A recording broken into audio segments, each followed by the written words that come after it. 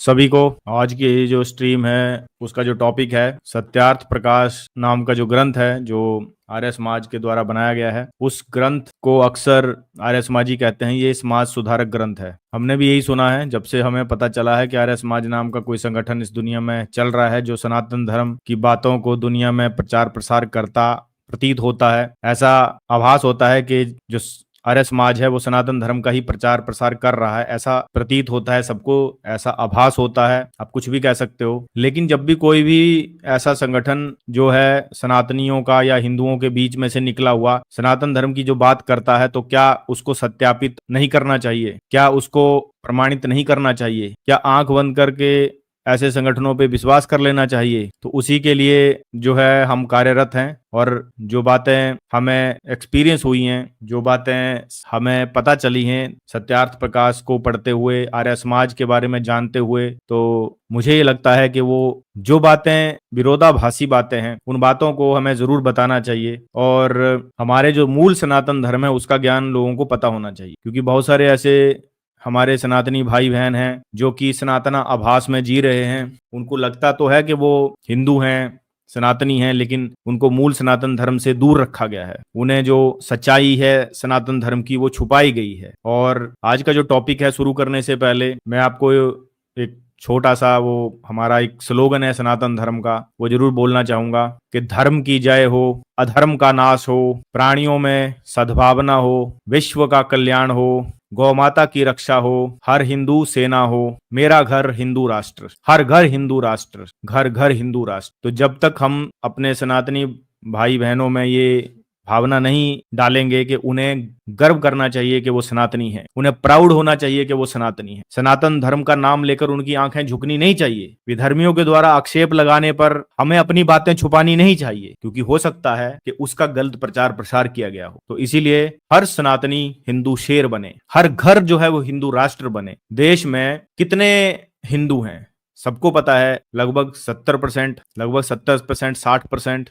अगर ये 60% हिंदू अपने घरों के बाहर मेरा घर हिंदू राष्ट्र ये लिख देंगे, मेरा घर हिंदू राष्ट्र, तो क्या हिंदू राष्ट्र नहीं बन पाएगा? क्या सरकारों को उसके बाद विलंब होगा या देर लगेगी ये डिसीजन लेने में कि लोग क्या चाहते हैं? क्यों हम डिपेंड रहते हैं सरकारों के ऊपर? क्यों खुद बीड़ा नहीं उठाते हैं सनातन धर्म का? उसका रीजन पता क्या है? हमें मूल सनातन धर्म से दूर रखा गया है। हमें लगता तो है कि हम सनातनी हैं, लेकिन मूल सनातन धर्म का जो ज्ञान है, मूल सनातन धर्म का जो नॉलेज है, उससे हमें वंचित रखा गया, हमारे धर्म को विकृत किया गया। और इसमें मैं खाली ये नहीं कह रहा हूं कि आर्य समाज ही इसके लिए जिम्मेदार है, उस पर तो हम बात कर ही रहे हैं, आजकल बता ही रहे हैं। क्योंकि आर्य समाज की बात अगर मुझे करनी है तो मुझे सत्यार्थ प्रकाश के ऊपर जाना पड़ेगा। मैं किसी व्यक्ति के द्वारा कही गई बात के बारे में नहीं बोल रहा हूं, क्योंकि व्यक्ति तो कुछ भी कह सकता है, कोई आर्य समाजी अपने मुख से कुछ भी बोल सकता है मनमुखी रूप से, तो उस पर तो हम जा ही नहीं रहे हैं। तो हम तो ये कह रहे हैं कि जो सत्यार्थ प्रकाश है वहीं से पता चलेगा कि आज के आचार्य हमें देते, इसको आर्य समाज कैसे पेश करता है। अब ये इंटरेस्टिंग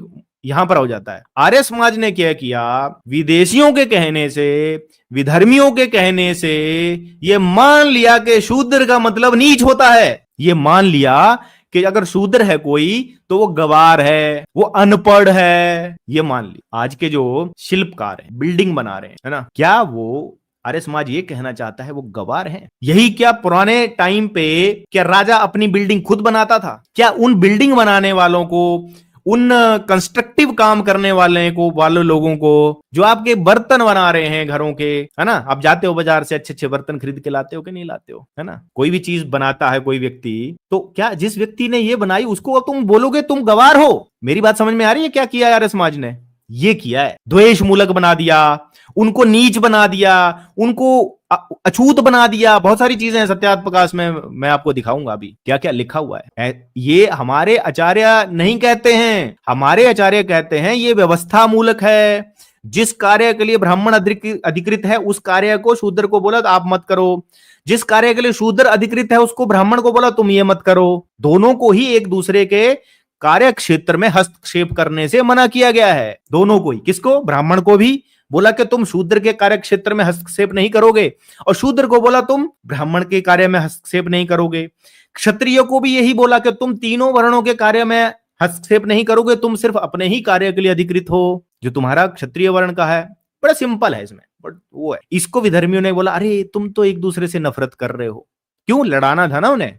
उस चाल में क्या है, हमारे कुछ ऐसे जो संगठन है वो फंस गए, और उन्हीं संगठनों ने क्या किया, उन संगठनों ने ऐसे आर्य समाज जैसे, ब्रह्म समाज जैसे, गायत्री परिवार जैसे, ये मनमुखी संगठन बना लिए। मनमुखी संगठन, ऐसे बहुत सारे ऐसे अनाधिकृत व्यक्ति हैं जिन्होंने सनातन धर्म की किताबें तो उठा ली, लेकिन किताबों के मनमुखी अनुवाद अपने हिसाब से करते वो रहते हैं, जिनमें इस्कॉन आता है, खाली आर्य समाज थोड़ी आता है। लेकिन आर्य समाज ने वो नींव रखी कि तुम अपने मनमुखी रूप से कुछ भी बना सकते हो, ये सनातन धर्म हलवा है, जिसको जैसा टेस्ट डालना है वैसा टेस्ट डाल लो, जैसा स्वाद डालना है वैसा स्वाद डाल लो, जिसको जैसे चाहिए वैसे वो इसको यूज कर ले। और जैसा कि मैं कहता रहता हूं कि वर्ण बनाने का अधिकार ईश्वर का है, ईश्वर ही वर्ण बनाता है, वेदों में लिखा हुआ है, वर्ण जो है वो ईश्वर बनाता है ना। बैल को बैल ईश्वर ने बनाया, मनुष्य को मनुष्य ईश्वर ने बनाया, और मनुष्यों में भी 4 वर्ण जो हैं वो ईश्वर ने ही बनाए हैं। और फिर उदाहरण भी दिया है वेदों में,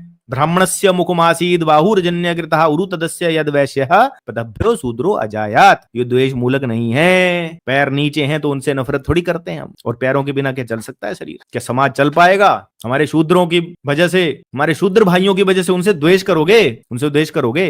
और इसी बात को जो है वो सत्यार्थ प्रकाश में मतलब किस तरह से लिखा हुआ है वो मैं आपको बताता हूं, ठीक है। तो यानी कि ये बात तो आप समझ गए होंगे अब तक की जितनी आपने स्ट्रीम देखी होगी, कि जो मैं अभी आपको बता रहा था, जो मैं समझ रहा हूं, ठीक है, जो मैं अब तक समझ पाया हूं इस सारे उससे, कि हमारे जो मूल सनातन धर्म में, क्योंकि आप सनातन बोल ही नहीं सकते, अगर आप सनातन बोल रहे हो तो यानी कि वो जो सनातन के सिद्धांत है ना, चाहे वो किसी भी चीज को लेकर है, ईश्वर प्राप्ति के सिद्धांत होंगे, है ना, धर्म को समझने के सिद्धांत होंगे, उनको पालन करने के सिद्धांत होंगे, वो देश काल परिस्थिति में नहीं बदलेंगे। देश काल परिस्थिति में ये चीज नहीं बदल जाएगी, जो धर्म के सिद्धांत, ठीक है। जैसे ईश्वर की प्रार्थना, उपासना, स्तुति करने का एक तरीका है, जो आज तरीका है वो आज भी वैसा ही होगा, पहले भी वैसा ही होगा, हर काल देश परिस्थिति में वो तरीका वैसा ही होगा, वो बदला नहीं जा सकता, उसको आप चेंज नहीं कर सकते, उसको आप आर्टिफिशियल नहीं बना सकते हो, उसको आप कृत्रिम नहीं बना सकते हो, वो वैसा ही होगा ईश्वर की प्राप्ति का जो रास्ता है। गुरुत्वाकर्षण शक्ति जो है वो जब मनुष्यों को नहीं पता था कि ये है तब भी वो थी,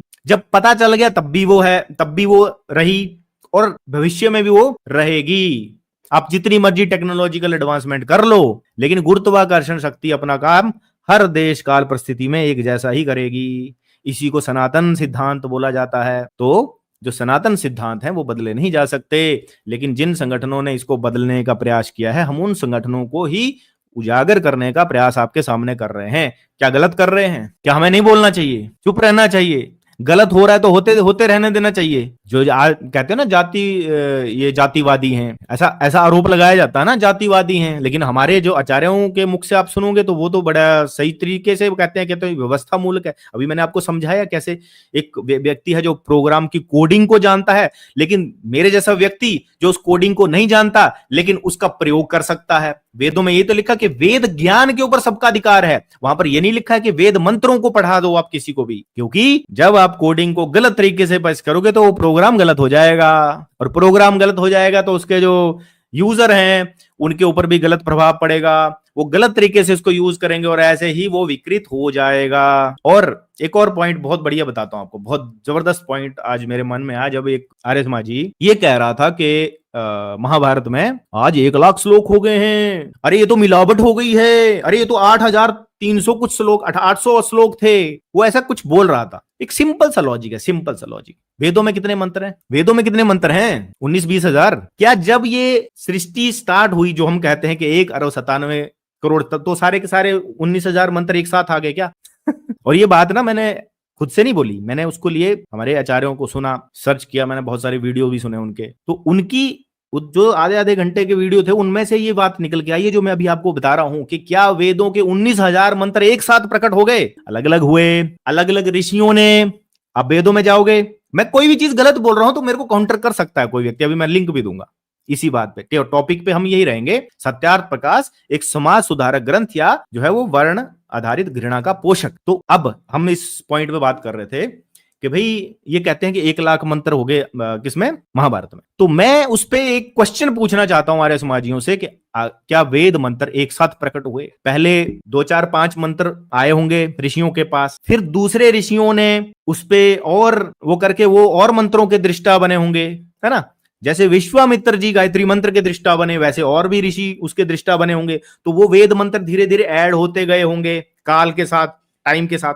मतलब स्टार्ट हो रहे हैं हम यहां से, और यहां से लेकर यहां तक वो 19,000 शुरू में तो नहीं होंगे, पक्की बात है। वेद ज्ञान तो था, लेकिन दृष्टा बनना मतलब उसको डिस्कवर करना। जैसे गुरुत्वाकर्षण शक्ति के बारे में पता चल गया, पर गुरुत्वाकर्षण शक्ति ऑलरेडी थी पहले, ये है बात। लेकिन वो पता लग रहा है, जैसे एक एक मंत्र का पता चलता जा रहा है और वो वेदों में जुड़ते जा रहे हैं। जुड़, बड़े ध्यान से समझना इस बात को, बड़ा भेद है ये, 2 मिनट में ये जवाब नहीं दे पाएंगे। अरे भाई प्रकट का मतलब यही होता है भाई, योर होस्ट भाई, जो आप जो ये शब्दों का फेर करते हो ये मत समझिए, ठीक है। जो वेद मंत्र प्रकट होने का मतलब है दृष्टा बनना। प्रकट होने का क्या मतलब है? पहले तो नहीं पता था ना, जब पता लग गया, उसका दृष्टा बन गया वो ऋषि, तो मतलब प्रकट हो गया, यही मतलब समझ लो। आप अपने हिसाब से समझ लो, चाहे कोई नहीं, आप अपने हिसाब से समझ, वो जो आप समझ रहे हो मेरा भी मतलब वही है, ठीक है। तो वो सारे के सारे मंत्र जो थे वो एक साथ नहीं आए, धीरे धीरे दृष्टा ऋषि बनते गए, उन मंत्रों का पता चलता गया, वो संकलित गुरु शिष्य परंपरा से होते रहे। एक स्टार्टिंग में जो गुरु थे उन्होंने, हो सकता है, मैं एग्जाम्पल ले लेता हूं, वैसे एग्जैक्ट तो किसी को भी पता नहीं होता, ना ही हो सकता है ये, ठीक है, कि मान लो 1000 मंत्र थे शुरू में। धीरे धीरे जो आगे गुरु शिष्य परंपरा से ज्ञान ट्रांसफर होता रहा, तो बाकी जो गुरु ने शिष्य को बताया, तो उन्होंने फिर और मंत्रों के वो दृष्टा बने जो उनके शिष्य गुरु थे, जो आगे उनको करते गए। ऐसे ऋषियों ने उन मंत्रों को धीरे धीरे धीरे करके बढ़ाया होगा, है ना। जब पूर्ण वेद व्यास जी तक वो वेद कहते हैं एक ही था, उसके बाद वेद व्यास ने उसके 4 खंड कर दिए, क्योंकि उन्हें लगा कि इसका कैटेगराइजेशन करना जरूरी है, क्योंकि एक ही वेद था, ठीक है। ये तो आर्य समाजी भी मानते होंगे। जो मैं कुछ गलत बोल रहा हूं तो फिर आप बता सकते हो कि भाई नहीं नहीं नहीं, वेद व्यास जी ने 4 हिस्से नहीं करे थे, जबकि जो हमें पता है गुरु शिष्य परंपरा जो बताती है कि भाई वेदों के 4 हिस्से वेद व्यास जी नहीं किए थे, उनके जो गुरु थे वो पराशर मुनि थे, है ना। तो ऐसे करके उन्हें पता चला कि यार ये ऋग्वेद वाला पोर्शन अलग करना है, सामवेद ये करके, तो धीरे धीरे करके वो मंत्र बड़े होंगे कि नहीं बड़े होंगे। वैसे ही क्या महाभारत की जो मूल कथा है, मूल कथा, जब भी कोई महाभारत कोई घटना घटती है तो उसकी एक मूल कथा होती है, ठीक है। तो मान लो वो 8,800 श्लोकों की आपके अनुसार, ठीक है, हमारे अनुसार नहीं, आपके अनुसार। तो क्या होता है, किसी चीज को अच्छे से एक्सप्लेन करने के लिए आचार्यों ने फिर थोड़ा सा उसको एक्सपेंड कर दिया होगा, पर उसकी जो मूल भावना है महाभारत की वो नहीं बदली होगी, है ना। मूल भावना तो नहीं बदली होगी ना, कि ऐसे ऐसे पांडव थे, ये कौरव थे, इनका आपस में युद्ध हुआ, धर्म युद्ध हुआ, श्री कृष्ण जी थे जिन्होंने उन्हें गाइड किया, है ना, जिन्होंने उस युद्ध में अर्जुन को गाइड किया, हर क्षण क्षण पर बताया, है ना। तो ऐसे कर करके उन्होंने बीच की चीजों को थोड़ा सा एक्सप्लेन कर दिया होगा। पर वो किसने किया, ये किया उन्हीं आचार्यों ने, जिन आचार्यों ने आपको 19-20 हजार मंत्र दिए हैं वेदों के, क्योंकि वे सृष्टि के शुरू में जो है वो कम मंत्र थे, बाद में बढ़ गए, ऐसे ही वो भी हुआ। तो आप कहते हो कि जी वहां तो हम मान लेंगे कि 19 के 19,000 बिल्कुल ठीक है, क्योंकि वो आपने उसके अर्थ चेंज कर देने हैं, तो उससे तुम्हारा काम हो जाएगा। लेकिन अब फंसने का काम होता है पुराणों और महाभारत में, वहां पर फंस जाओगे आप, क्योंकि आपकी जो नया मत है वो सिद्ध नहीं हो पाएगा। उसी मत की सिद्धि के लिए आप क्या करोगे, आक्षेप लगा दोगे, अरे ये तो मिलावट हो गई, ये मिलावट हो गई, ये मिलावट हो गई। अब हनुमान जी यहां से श्रीलंका गए, है ना, ये बात तो है ना कि यहां से वहां गए, अब बीच में गए होंगे, किसी ने आपके अनुसार, मेरे अनुसार नहीं, किसी ने आपके अनुसार ये लिख दिया कि भैया वो बीच में राक्षस मिले, उन्हें पानी के कई राक्षस मिले, है ना, कई जीव मिले, कई पहाड़ मिले, कई पर्वत मिले। एक व्यक्ति ने लिखा 2 पर्वत में, दूसरे ने लिखा 4 पर्वत मिले।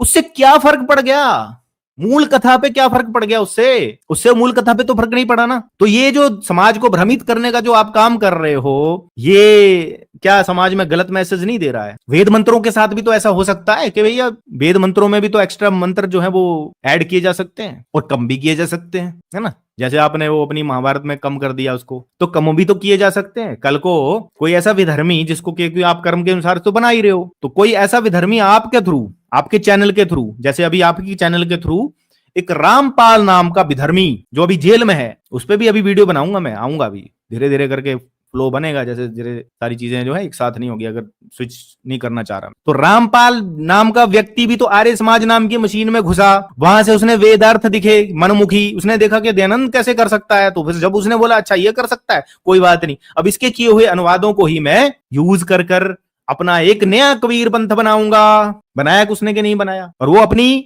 उन किताबों में लिखता है कि मैंने जो अनुवाद लिए हैं वो किससे लिए हैं? आर्य समाज से। मेरे पास वो किताब भी रखी हुई है, मैंने आपको दिखाई भी थी पहले भी। ये देखिए, गीता तेरा ज्ञान अमृत, इसके 15 नंबर जो प्रश्न है उसमें बड़ा साफ वो लिखता है कि ये जो अनुवाद हैं ये सारे के सारे हमने आर्य समाज। अच्छा, उसने ये क्यों नहीं लिखा कि शंकराचार्यों के अनुवाद लिए हैं? क्योंकि वहां पे उसका दाल नहीं गलने वाली थी, है ना? क्योंकि उसे वो सिद्ध करना था, कबीर उसे सिद्ध करना था कि कबीर ईश्वर है और मैं उस कबीर उस ईश्वर का क्या हूं, उसी का अवतार हूं मैं, ये सिद्ध करना था। और उसने आर्य समाज का यूज करके वो सिद्ध भी कर दिया, है ना? उसने आर्य समाज का प्रयोग करके यहाँ पर वो लिखता भी है कि ये जो अनुवाद है मैंने सारे आर्य समाज से लिए हैं, उसे क्योंकि कबीर को सिद्ध करना था। ऐसी आती है विकृति जब लोगों को ये पता चलता है कि सनातन धर्म तो हलवा है। कोई भी व्यक्ति आएगा दयानंद सरस्वती की तरह और अपना एक नया मत स्थापित कर देगा और पीछे के जितने भी आचार्य हैं वो बोलेगा ये सब गलत थे, ये सब इनको कुछ पता नहीं था, इनको कोई वेद ज्ञान नहीं था, इनको कोई वेद ज्ञान नहीं था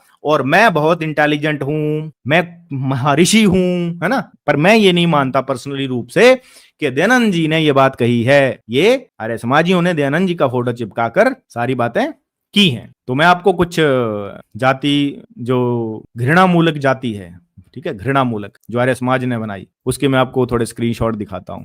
तो आपको मजा तभी आएगा देखने में, क्योंकि बिना प्रमाण के अगर बात की जाए तो सही नहीं है, ठीक है? ये है सत्यार्थ प्रकाश के स्क्रीनशॉट। बिल्कुल, रामपाल भी पहले आर्य समाजी था भाई, काफिर भाई, रामपाल भी पहले आर्य समाजी था भाई। बहुत सारी चीजें हैं, मतलब मुझे ये समझ नहीं आता कि ये किस विचारधारा से जो है वो ये चीज लिखी गई है ना? और इन्होंने क्या किया है, जो अग्रवाल होते हैं ना, जो बिजनेसमैन, उनको पता है वहां से पैसा आता है, तो उनके शर्मा आर्य समाजी, भारद्वाज आर्य समाजी, है ना, अग्रवाल आर्य समाजी, तो अग्रवाल जाति को क्यों मान लिया? फिर इन्होंने ये कहते हैं ना कि हम जातियों को नहीं मानते, लेकिन इन्होंने पता है कि ये वैश्य वर्ण से आते हैं, धन मिलेगा वहां से, इसलिए उन्होंने अग्रवाल जाति मान ली, है ना? तो ये आपके सामने देखिए क्या लिखा हुआ है। द्विज अपने हाथ से रसोई बनाकर खावे व शूद्र के हाथ की बनावी खावे। कह रहे शूद्र की हाथ की बनाई खावे, क्योंकि ब्राह्मण क्षत्रिय और वैश्य वर्णस्थ स्त्री पुरुष विद्या पढ़ने, कह रहे शूद्र के हाथ की खानी है, ठीक है? और क्यों खानी है? क्योंकि ब्राह्मण क्षत्रिय और वैश्य और वर्णस्थ स्त्री पुरुष विद्या पढ़ाने, राज्य पालन और पशुपालन, खेती और व्यापार के काम में तत्पर रहें और शूद्र के पात्र में तथा उसके घर का पका हुआ अन्न आपातकाल के बिना ना खावें। मतलब जब आपको ऐसी उसके घर में अगर कोई चीज पड़े तो जब तक आपको आपातकाल नहीं है तब तक ना खाएं। और फिर वो प्रमाण दे रहा है कहीं से, सुनो प्रमाण। आर्या धिष्ठिता वह शूद्रहा संस्काराहा सयुह, यह आप स्तंभ का सूत्र है, आप स्तंभ का सूत्र है। आर्यों के घर में शूद्र अर्थात मूर्ख स्त्री पुरुष पकावे पकादी सेवा करे। आर्यों के घर में कह रहे हैं शूद्र स्त्री, शूद्र अर्थात मूर्ख स्त्री। अच्छा, यहां पर अब मेरी बात समझ में आ रही है आपको? ये मूर्ख शब्द यहां लिखने की क्या आवश्यकता थी? और सबसे पहली बात है, क्या कोई व्यक्ति अपने घर, कह रहे अपने घर में ना, सबसे पहले जो प्रश्न का जो मूल भावना है वो ये है कि क्या ब्राह्मण जो है वो अपना खुद का खाना बनाए, क्षत्रिय खुद का खाना बनाए, वैश्य खुद का खाना बनाए, या फिर शूद्र के हाथ का खाना खाए?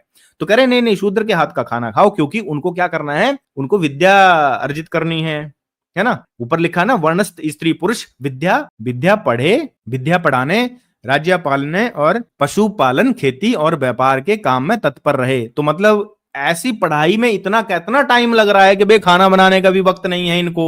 एक जनरल सी वो है, किसी भी घर में खाना बनाने में कितना, आधा घंटा लगता होगा, 1 घंटा लगता होगा, 2 घंटे मान लो, बहुत ही अच्छे पकवान आप बना रहे हो, 2 घंटे मान लो, सुबह 2 घंटे शाम को, है ना भैया? विद्या अर्जित करने में बहुत टाइम लग रहा है इनको, तो इसीलिए क्या कर रहे हैं कि भाई शूद्र के हाथ का खाओ, कोई परेशानी नहीं है। लेकिन परेशानी क्या है कि यहाँ पर जो लॉजिक लगाया गया है, लॉजिक क्या लगाया गया है कि भाई उनको विद्या पढ़ाने, राज्य पालन और पशुपालन, खेती और व्यापार के काम में वो तत्पर रहते हैं, ठीक है? सारे क्षत्रिय, राजा तो एक ही होता है ना पूरे देश का, लेकिन क्षत्रिय जो होते हैं वो तो सैनिक भी होते हैं, हर कोई होता है ना? तो क्या उनके जो घर की स्त्रियां हैं वो खाना बनाने में बहुत टाइम लगता है क्या उनको? और अच्छा, फिर लिखा है नीचे, क्या लिखा है? यह आप स्तंभ का सूत्र है। आर्यों के घर में शूद्र अर्थात, अच्छा शूद्र का अर्थात समझिए, यहां पर क्या लिखा है अर्थात के आगे? मूर्ख स्त्री पुरुष पकादी सेवा करे। तो यहां पर मूर्ख क्यों लिखा है भाई? मेरे शूद्र भाई, मेरे शूद्र बहनें सनातन धर्म का बहुत ही अभिन्न अंग हैं, उनके लिए मूर्ख शब्द क्यों यूज किया गया है? आर्य समाजियों, इसका जवाब दो। यहां पर मूर्ख लिखने की क्या आवश्यकता थी? शूद्र का मतलब क्या मूर्ख होता है? क्या इसमें आपको दोष नहीं दिखता? शूद्र को आपने गवार क्यों बना दिया? मैंने शुरू में भी कहा हमारे जो शिल्पकार भाई बिल्डिंग बनाते हैं, इंजीनियर हैं, आर्किटेक्चर्स हैं, आ जाने कितने तरह के जो है अलग अलग काम होते हैं सेवा वर्ग में। सेवा वर्ग कोई छोटा मोटा वर्ग है? कोई कपड़े बना रहा है ना, कोई बर्तन बना रहा है, कोई घर बना रहा है। आप जिन घरों में आप रह रहे हो भाई, आपको हाथ जोड़ना चाहिए उन शूद्र भाई बहनों के आगे जो सेवा देकर आपके काम कर रहे हैं। पैसा लेते हैं वो सेवा के बदले में, वो बात है, उनका अधिकार है, लेकिन तुम उनको मूर्ख कहोगे? अब बात समझ में आई है? मेरा सारा जो मिशन है वो क्या चल रहा है, या मेरे जैसे जो व्यक्ति हैं वो क्या कहना चाह रहे हैं आपको? ये है प्रॉब्लम। सत्यार्थ प्रकाश मैंने नहीं कही है, सामने लिखा। मूर्ख स्त्री जो खाना बना के दे रही है आपको, जो पुरुष खाना बना के दे रहा है आपको, वो मूर्ख है। ये है एक ही स्क्रीनशॉट है। अभी तो मेरे पास कितने 8 10 12 पढ़े हैं। सत्यार्थ प्रकाश पढ़ो, वेदों की ओर लौटो। ये वेदों की ओर लौटा रहे हो तुम? वेद में कहां लिखा हुआ है शूद्र मूर्ख है? अब प्रमाण दिए। वो आता ना एक वो बना हुआ है आजकल ऋषि उवाच नाम का, क्या कहता है वो? इस बात का कोई प्रमाण है? इस बात का कोई शास्त्रीय प्रमाण है कि नहीं है? मुझे इस बात का कोई शास्त्रीय प्रमाण दो। वो कांपती आवाज में जो बोलता है वो घटिया व्यक्ति, जिसको के बहुत सारे ये तथाकथित बहुत अपना आका समझ बैठे हैं, जिसको अभी मैंने पीछे एक्सपोज भी किया था कि वो अश्लील हरकतें करते हुए उसके दोस्त मित्र वो पाए गए हैं। गलत चीजें जो हैं वो वहां पर महिलाओं के लिए लिख रहे हैं, लड़कियों को घर से भगाने के लिए ऐसे कृत्य कर रहे हैं पीछे से, और सामने से क्या बने फेस नहीं दिखाते, चेहरा नहीं दिखाते। इतने जाहिल, इतने वो हैं ये चेहरा दिखाने की हिम्मत नहीं है इनकी। अगर हो सनातनी असली माँ के बच्चे तो आ जाओ सामने फेस दिखाकर, तभी तो पता चले ना तुम चेहरे के पीछे हो कौन। आर्य समाज का सहारा लेकर तुम गिद्ध हो। मैंने एक वीडियो में बनाया था, वो आया था एक व्यक्ति, मैंने कहा था तुम गिद्ध हो। कौन से गिद्ध हो तुम वो गिद्ध हो जो सनातन धर्म को नोच कर खा रहे हो। ये है मूर्ख स्त्री पुरुष। यहां पर प्रॉब्लम है। तुम किसी से खाना बनवाओ भाई, हम नहीं कह रहे हैं, पर जो लॉजिक दिया गया है खाना बनाने का कि अपने हाथ का मत बनाओ, दूसरे के हाथ का खाओ, वो जो लॉजिक दिया गया वो गलत है। आप दूसरे से बनवाइए, कोई दिक्कत थोड़ी है। आपके पास बहुत धन है, आप रखिए, किसी को रखिए नौकरी के ऊपर, बनवाइए, कोई प्रॉब्लम नहीं। लेकिन जो तर्क दिया गया है कि भाई उनको ना विद्या पढ़ाने, बहुत राज्य पालन करने, पशुपालन, खेती, व्यापार के कार्य में तत्पर रहते हैं, तो उनको टाइम नहीं है भाई, आधे घंटे का टाइम नहीं है कि अपना खाना भी बना सके। ये लॉजिक जो दिया गया ना, ये तर्क गलत है। अब यहां से इनकी बुद्धि का भी परीक्षा हो जाती है कि कितनी इनके अंदर बुद्धि है। जो तर्क दिया गया है कि आजकल के जो है कई लोग, हाँ मैं खुद जो है घर से बाहर रहकर पढ़ा हूं, अकेला रहकर पढ़ा हूं, मैं खुद खाना भी बनाता था, तो मेरे को वो लिंक क्लिक हो जाता है ना कि यार मैं तो कर लेता था, है ना, मैं तो कर लेता था, पढ़ाई भी कर लेता था। यहां पर जो तर्क दिया गया है वो मुझे वो फिट नहीं बैठ रहा है, पहला बात। दूसरी बात, नीचे लिखा हुआ है, क्या लिखा हुआ है?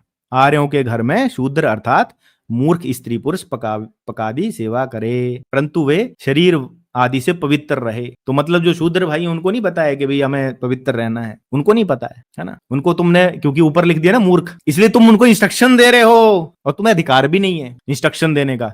अब बात समझ में आती है? मेरी बात समझ में आ रही होगी बहुत सारे लोगों जो कहते हैं तुम ना नफरत फैला रहे हो, सनातनियों में भेद कर रहे हो। ये है यहाँ पर क्या लिखा? मूर्ख क्यों लिखा हुआ मेरे शूद्र भाई बहन के लिए? क्यों लिखा हुआ है? ताकि वो अपने उस वर्ण में खुद से घृणा करने लग जाए। वो ये कहे कि हे ईश्वर तूने मुझे इस वर्ण में क्यों पैदा कर दिया। वो भगवत प्राप्ति में आगे ना बढ़ पाए, और वो हमेशा ब्राह्मण बनने के लिए तत्पर रहे। जैसे कि शुरू में मैंने बोला कि एक व्यक्ति कोडिंग जो लिख रहा है, उसने सालों की मेहनत से वो कोडिंग लिखी है, तो दो व्यक्ति यूज कर रहा है, मेरे जैसा व्यक्ति उस सॉफ्टवेयर को, वो व्यक्ति वो जिद कर रहा है कि यार क्योंकि मुझे ये बता दिया गया ना कि तुम जो यूजर हो ना, तुम इस सॉफ्टवेयर के जो यूजर हो ना, तुम मूर्ख हो, तुम कोडिंग नहीं लिख सकते। और मेरे अंदर वो हीन भावना पैदा कर दी गई, तो मेरे को ये लगा कि कोडिंग लिखना ही सबसे बेटर, मैं भी कोडिंग लिखने जाऊंगा। हर किसी को कोडिंग लिखने में काम में लगा दो, हर किसी को ब्राह्मण बना दो। मेरी बात समझ में आ रही है उदाहरण से?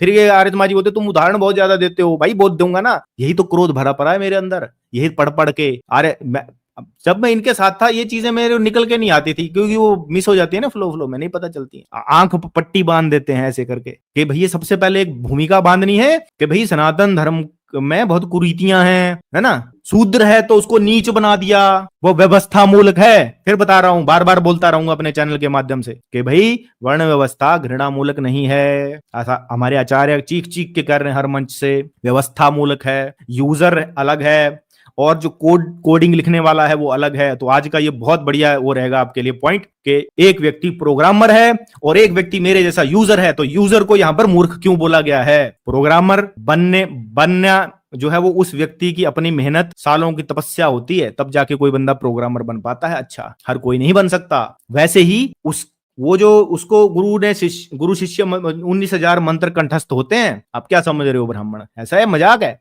2-4 वेद मंत्र पढ़ने से कोई ब्राह्मण बन गया? ब्राह्मण जन्म में, कहते हैं ब्राह्मण वर्ण में जन्म लेने वाला व्यक्ति, नॉमिनेशन तो उसका हो गया, अब उसका सिलेक्शन तब होगा जब वो ब्राह्मण वाले कर्म करेगा। अगर वो ब्राह्मण वाले कर्म नहीं करेगा तो उसे पतित ब्राह्मण कहा जाएगा, लेकिन कहा ब्राह्मण ही जाएगा आजीवन। ठीक है, उसे क्या कहेगा? पतित ब्राह्मण है ये उच्च कोटि का ब्राह्मण नहीं है। उच्च कोटि का मतलब अच्छी क्वालिटी का, ऐसा बोला जाता है। लेकिन वहां पर अगर नीच शब्द यूज कर दिया किसी के लिए तो घृणा मूलक बन गया कि नहीं बन गया? घृणा मूलक जो है बन गया वहां पर कि नहीं, ये नीच ब्राह्मण है ऐसा बोलोगे किसी को तो घृणा मूलक बना के नहीं बना। ये नीच शूद्र है तो घृणा मूलक बना के नहीं बना, वो वहां पर घृणा मूलक नहीं है। वो कैपेबिलिटी जब किसी की कम ज्यादा होती है तो उसको वहां पर मूर्ख, यहां पर बोल दिया मूर्ख। क्यों बोला भाई मूर्ख? वो आपको खाना बनाकर दे रहा है, फिर मूर्ख बोल रहे हो। और मैं इसी टॉपिक पे मैं घंटों बोल सकता हूँ, घंटों। अगले स्क्रीनशॉट पे चलते हैं। तुम बोलोगे कि यार ये तो एक ही चीज पे अटक गया भाई, है ना? ये देखो अगले में क्या लिखा है, शूद्र के छुए हुए पके अन्न के खाने से सब दोष लगते हैं, तो उसके हाथ का बनाया कैसे खा सकते हैं? कहते शूद्र के छुए हुए, और क्योंकि एक जगह वो भी लिखा हुआ था ना कि भाई उसके खाने से जो है वो दोष लगता है, ऐसा भी लिखा हुआ है। यार सब दोष लगते हैं, प्रश्न आता है। तो उसका क्या है, यह बात कपोल कल्पित झूठी है। हाँ देखिए, मैंने अपने पिछले वीडियो में एक दिखाया था जिसमें कि सत्यार्थ प्रकाश में ही लिखा हुआ है कि शूद्र का हाथ का नहीं खाना चाहिए। अब यहाँ पर कैसे खा ले रहे हैं? वो भी दिखाऊं आपको, वो भी दिखाता हूं, जहां पर लिखा हुआ है कि भाई उसके हाथ का नहीं खाना चाहिए। यह बात कपोल कल्पित झूठी है, क्योंकि जिन्होंने गुड़, चीनी, धृत, दूध, पिशान, शाक, फल, मूल खाया, उन्होंने जानो सब जगत भर के हाथ का बनाया और उच्चिष्ट खा लिया। ठीक है, क्योंकि जिन्होंने गुड़, चीनी, दूध ये सब चीजें खाई, उन्होंने सब जगत भर के हाथ का बनाया होता है। क्योंकि ये कह रहे हैं कि ये सारी चीजें जो है जगत भर के हाथ का बनाया और उच्चिष्ट खा लिया। क्योंकि जब शूद्र, चमार, भंगी, मुसलमान, ईसाई आदि लोग खेत में से ईख को काटते, छीलते, फिर पील कर रस निकालते हैं, तब मल मूत्रो त्याग सर्ग करके उन्हीं बिना धोए हाथों से छूते, उठाते, धरते, आधा साठा चूस कर रस पी के आधा उसी में डाल देते। और क्या कल्पना की गई है भाषा, उसी रस पकाते समय उस रस में रोटी भी पकाकर खाते हैं। जब चीनी बनाते हैं तब पुराने जूतों की जिसके तिल में बिष्ठा, जब चीनी बनाते हैं तब पुराने जूते की जिसके तले में बिष्ठा, मूत्र, गोबर, धूली लगी रहती है। चीनी जब बनाते हैं तो फिर जूते कहां से आ गए? पुराने जूते के जिससे तिल, उन्हीं जूतों से उसको रगड़ते हैं। अच्छा, ये कहा गया कि ऐसे रगड़ते हैं। वो तो प्रक्रिया तो भिन्न भी हो सकती है ना, जरूरी थोड़ी यही करते होंगे। ये उनकी वो माइंड की कुछ वो है, चल रही है, कल्पना चल रही है यहाँ पर कि भाई जूतों से रगड़ते हैं। वीडियो आज भी आते हैं ना, ऐसे कुछ लोग करते हैं, पर उसको हम मानेंगे कि यही मूल प्रक्रिया है उस चीज को बनाने की, तो ये गलत है ना? दूध में अपने घर के उचिष्ट पात्रों का जल डालते, उसी में धृतादि रखते हैं, और आटा पीसते समय भी वैसे ही उचिष्ट हाथों से उठाते हैं, पसीना भी आटे में टपकता जाता है इत्यादि। और फल मूल कंद में भी ऐसी ही लीला होती है।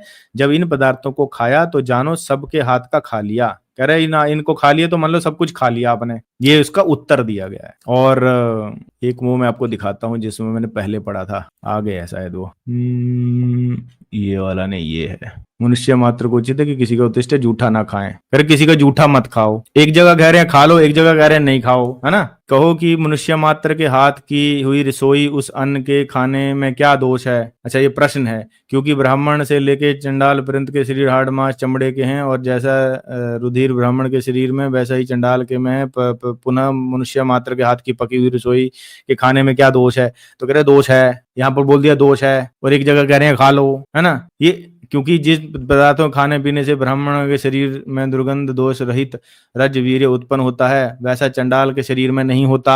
अब यहाँ पर वो साफ सफाई वाली बात नहीं की जा रही है, यहाँ पर बोला शरीर में ही दोष है। कह रहा है जैसा ब्राह्मण के शरीर में रज वीर्य उत्पन्न होता है, वैसा चांडाल के या चांडाली के शरीर में नहीं होता। चांडाल और चांडाली के शरीर में नहीं होती, क्योंकि चंडाल का शरीर दुर्गंध और परमाणुओं से भरा होता है। इसी को फिर मैं दिखाया भी था आपको डिटेल में। तो ये देखो, ये भी विरोधाभास है कि नहीं है, ठीक है, ये भी विरोधाभास है कि नहीं है। एक जगह मूर्ख बोल दिया, क्या क्या चल रहा है यार, ये क्या है। ये एक जगह कह रहे हैं कि क्योंकि सारी चीजें आती हैं वो हजारों हाथों से आती हैं, तो इन पदार्थों को खा लिया तो जानो सब कुछ खा लिया, और ये चीजें तो हर व्यक्ति खाता है ना। और एक जगह लिखा कि खुद मत बनाओ, खुद मत वो करो, क्योंकि तुम्हें जो है पढ़ाई करनी है, वो करना है। और दूसरी जगह जो ये भी लिख दिया कि भैया उनके हाथ का खाओगे तो, क्योंकि उनके जो शरीर हैं वो दुर्गंध से भरे हुए हैं, चाहे वो सफाई भी कर ले फिर भी दुर्गंध से भरे हुए हैं। ये क्या है भाई, ये है सत्यार्थ प्रकाश की सच्चाई। ये जो व्यक्ति है ये हराम हो रहा तू, ये व्यक्ति तेरा बाप मैं हूं, ठीक है। और ऐसे व्यक्तियों को तो बिल्कुल नहीं जोड़ा जा सकता, क्योंकि इन लोगों में सभ्यता भी नहीं है। ऐसे असभ्य लोगों से जो है वो बात नहीं की जा सकती, है ना। ऐसे सभ्य लोगों से बात नहीं की जा सकती है, ठीक है। लिंक सेंड करो, लिंक सेंड करूंगा, लेकिन तुम्हारे जैसे लोगों को थोड़ी लूंगा। तुम पहले तमीज सीख के आओ, 10-15 साल पहले तमीज सीखो कि किसी से तमीज से कैसे बात की जाती है। जिस स्कूल में तुम पढ़ रहे हो ना बेटा, उसमें हम प्रिंसिपल हैं, प्रधानाचार्य हैं। तुम्हारे जैसों को ये जेब में रखता हूं मैं, और इधर से फेंक भी देता हूं। तुम मुझे जानते क्या हो, तुम्हारे जैसों को मैं जेब में रखता हूं। रोज तुम्हारे जैसे हजारों आते हैं जो अपने, अगर आपको वाकई में तमीज नहीं है ना, तो तमीज सीख के आओ पहले। तमीज से कैसे बात की जाती, तमीज कैसे सीखी जाती है,